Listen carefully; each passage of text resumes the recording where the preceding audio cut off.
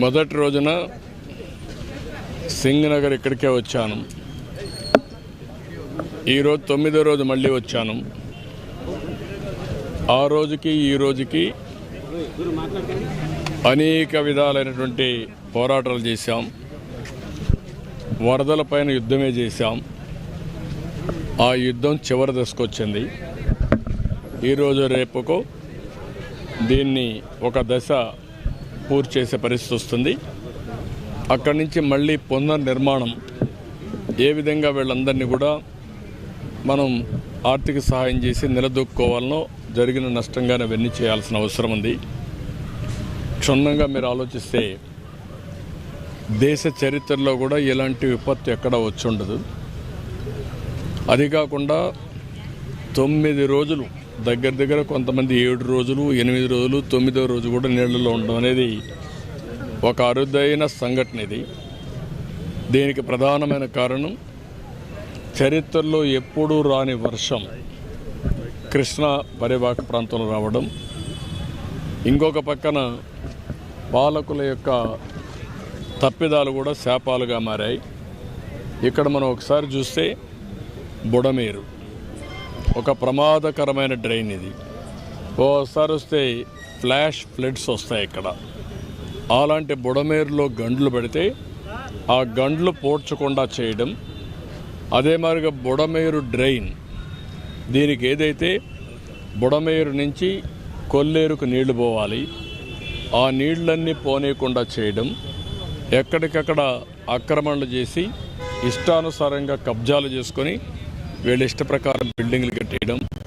ఇవన్నీ కలిసి 2,10,000 కుటుంబాలు దగ్గర 7 లక్షల మంది నరక యాతన అనుభవించారు. మామూలు నరక యాతన కాదు. 29-30 మంది ప్రాణాలు పోగొట్టుకున్నారు. కొన్ని రోజులుగా భోజనం చేయలేకపోయారు. ప్రభుత్వం సర్వశక్తుల్ని వడ్డాం.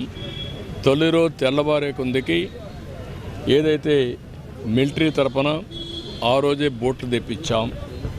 అదే మరి ఇంకొక పక్కన విమానాలు తెప్పించాం, హెలికాప్టర్ తెప్పించాం, ఫుడ్ పాకెట్స్ హెలికాప్టర్ ద్వారా సరఫరా చేశాం, డ్రోన్స్ పెట్టాం.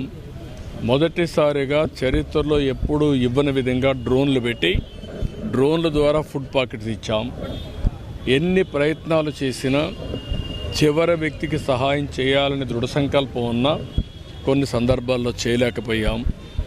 ఇది ఒక రోజు 10 లక్షల ఆహార పొట్లాలు తేవాల్సి వచ్చింది. ఒకవేళ ఇవి తేలేనప్పుడు బిస్కెట్స్ ఎక్కడ దొరికితే అక్కడ బిస్కెట్స్ తీసుకొచ్చి ఇచ్చాం, పండ్లు తీసుకొచ్చి ఇచ్చాం, పాలు ఎక్కడున్నా పాలు తీసుకొచ్చాం. వెహికల్స్ అయితే 2,000 వెహికల్స్ పనిచేసే పరిస్థితికి వచ్చాయి. సర్వశక్తులు వడ్డీ కొంతవరకు ప్రజలను ఆదుకోగలిగాం. అయితే ఈరోజు మనం చూస్తూ ఉంటే మొదటి రోజున ఎంత బాధల్లో ఉన్నారో ఈరోజు ప్రజలంతా నమ్మకంలోకి వచ్చారు, ఆ విశ్వాసంలోకి వచ్చారు. కానీ రాజకీయ పార్టీలు, నేను చాలా పార్టీలు చూశాను, కానీ ఒక పనికి మాలిన నేరాలు చేసే పార్టీ, ఘోరాలు చేసే పార్టీ, ఘోరాలు నేరాలు చేసి వేరే వాళ్ళపైన వేసేసే పార్టీ. తొలి రోజు 3 గండ్లు పడ్డాయి, ఈ గండ్లు పూడ్చలేకపోయాం అని సిగ్గుపడవలసిన పార్టీ ఎదురుదాడి చేసే పరిస్థితికి వచ్చారు.